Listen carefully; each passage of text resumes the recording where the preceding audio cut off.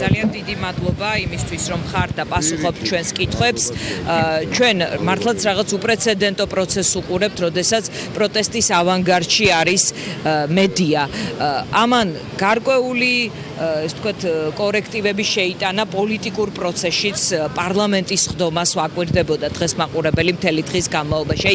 პოლიტიკური დღის წესრიგი როგორი იქნება თქვენი? დღეს ღარიბაშვილის განცხადება მოვისმინეთ და ეს წასასვლელად გამზადებულ პრემიერს დღეს არ გავდა.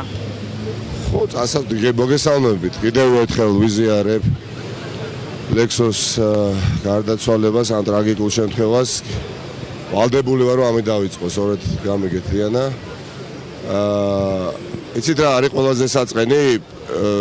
იმის აღიარება მიწევს, რომ პოლიტიკური პროცესი უბრალოდ როგორც ასეთი განსაკუთრებული პოლიტიკური დღის წესრიგი აღარ არსებობს. პოლიტიკური დღის წესრიგი რო იარსებობს, პოლიტიკური პროცესი უნდა არსებობდეს. ამოვარდნილია თავიდან ბოლომდე პოლიტიკური პროცესი კალაპოტიდან. პოლიტიკური პროცესი ამოვარდნილია შესაბამისი კალაპოტიდან. ეს არ არის პოლიტიკა, რაც ხდებოდა. სწორედ გამიგეთ, ეხლა არც ოთოს დღეს რაც ხდებოდა, იყო პრაქტიკულად აი კალკით გადატანილი ვითარება სხვა მასშტაბში, რა თქმა უნდა, შიგნით პარლამენტის სტომატთა დარბაზში იმ ადამიანებს ჰქონდათ იგივე იშტა ძალადობისა, რაც მე დღეს იქ ვიხილე, განსაკუთრებით აი თითქოს სულისკვეთება იყო შეტანილი დარბაზში. სპორტსმენი ჩვენი კადრები ვრცელდებოდა აქტიურად და ის რაც ხდებოდა გარეთ, უბრალოდ სხვა მასშტაბში მონებრებია. განსხვავება იყო, რომ ეს ადამიანები იყვნენ კოსტუმებში, პიჯაკებში. აი ეს განსხვავება იყო, მეტი არაფერი. ნადირობა მიმდინარეობდა, ხო? ნადირობა მიმდინარეობდა ცალკეულ ადამიანებზე, უნდათ უბრალოდ ფიზიკური ანგარიშსწორება. ეხლა თუნდაც ბლოკირება საპარლამენტო ტრიბუნისა, ხო? ეს არის ჩვეულებრივი მიღებული პოლიტიკური პროტესტის ინსტრუმენტი. ეს იმას არ ნიშნავს, რომ მუშტიკრივზე გადახვიდე, ხო, მაგრამ რა გვიკვირს დიანა? სანამ რაიმე გვიკვირს, მანამ მე ვფიქრობ, ჯერ კიდევ არ გვაქვს ბოლომდე გააზრებული, რას ვებრძვით. ამიტომ ერთხანეს არის ქართული საზოგადოება, ხმამაღლად არ მინდა ეს ჟღერდეს, მაგრამ ფაქტი არის და მეორე მხარეს დგას აი ეს ადამიანები, რომლის სათავეში ბიძინა ივანიშვილია. ჩვენ ახლა ვიბრძვით სახელმწიფოს განვითარების შანსის მოსაპოვებლად. შანსი უნდა მოიპოვოთ, რომ სახელმწიფო განვითარდეს. აი ამ შანსის მოსაპოვებლად ადამიანი გამოდის, ბატონი ღარიბაშვილი ახმოვანებს ივანიშვილს და საუბრობს. და გავიმეორო ისევ და რა ვერსიას ვთავაზობ ჩემთვის პირადად როგორც ერთი ადამიანისთვის არის ყველაზე მეტად შეურაცხყოფილი ეს. ადამიანი გეუბნება რომ გასაგებია ჩვენ ვცემეთ სასიკვდილოდ ლექსო, მაგრამ ჩვენ ხო მაშინ არ მოვგიკლავთ სიცხვილეს ოფისში. ჩვენ სასიკვდილოდ ვცემეთ. 30 კაცს ვუყურებთ, მაგრამ აი სიკვდილი სხვა რაღაცის გამო დადგა და ნება მიმბოძეთო, ეხლა შემოგთავაზოთ ის ვერსია. პრემიერს დღეს მისი განცხადების დროს არ ეტყობოდა, რომ ეს არის თანამდებობიდან წამსვლელი პრემიერი. აი როგორ გესახებათ, რაზე იქნება ეს დამოკიდებული?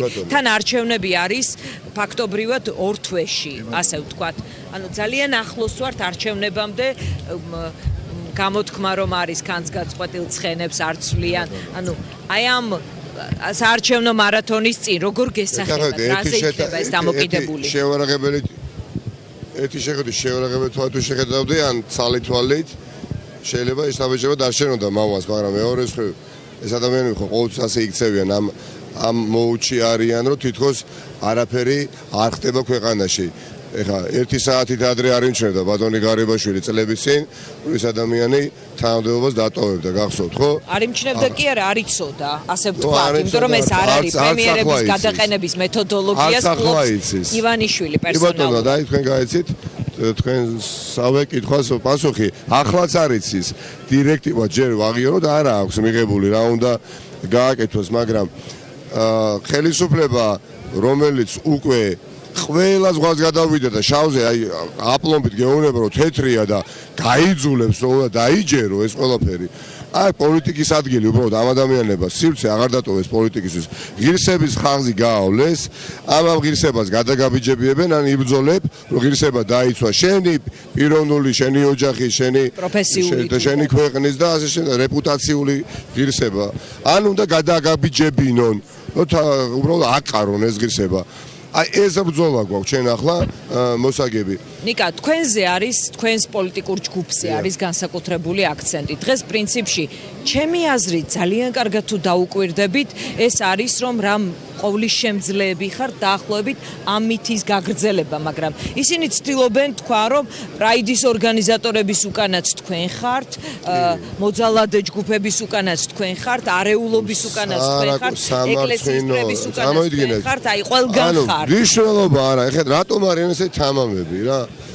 დიანა, ანუ იციან რომ ფლობენ რამდენიმე მედია საშუალებას, რომელიც რეიტინგს არ უჩივის შესაძლებლობიდან გამომდინარე და რაღაცას იტყვიან აბატია დააბრეხვებენ და მე ეს პროპაგანდა მუშაობს, აი გუთანებით მუშაობს, რაც შეიძლება ბევრ ოჯახში პენეტრირდეს ეს უბრალოდ არარსებული გზავნილი, როგორც დღეს გაჟღერდა რომ თითქოს გუშინო რუსთაველის გამზირზეო აქციის მიმდინარეობისასო პატრიარქის დაპატიმრება მოითხოვესო დიანა, წარმოგიდგენთ ამას რომ პრემიერ-მინისტრი ემიემისტი იკადრებს. კალათა გააკეთეს და ჩვენ ყველანი ჩავყარეს ამ კალათაში ამ მოწოდებების რაღაც ავტორებად. ყველა აბსოლუტურად, ანუ ყველა ადამიანი, ვინც განსხვავებული შეხედულების მატარებელია, არის მათი მტერი, არა ოპონენტი.